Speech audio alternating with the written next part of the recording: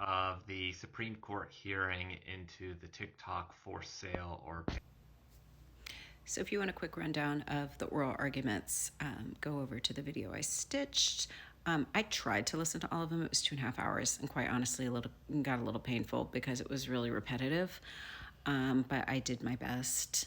And as he notes in his video, basically, TikTok needed a Hail Mary in order to probably avoid the ban, divestiture, whatever you want to call it. And you never really get those at an oral argument.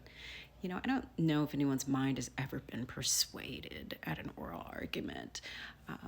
Typically, I think that judges have their minds made up and it's kind of a formality, but that's just me being cynical.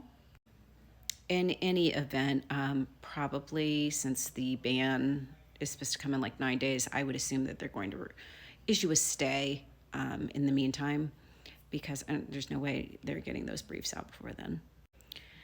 But there was a lot of discussion about, the sinister algorithms and misinformation and manipulation of data, which is really interesting considering Facebook just kind of announced that they're going to kind of loosen the reins completely on fact checking.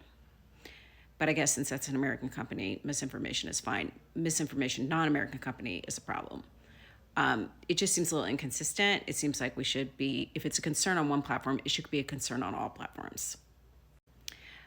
So I just started doing some preliminary digging. Mike Gallagher was a senator from Wisconsin who sponsored the bill initially in the House. And I just went and took a look at Mike's, campaign donations. A lot of them were from the company Peter Thiel owns, who, obviously is very connected with Elon Musk, who owns X.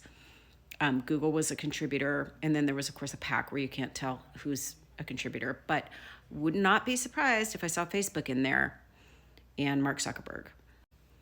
And in my opinion, this is all about competition. It has nothing to do with data, has nothing to do with safety, it has nothing to do with any of that.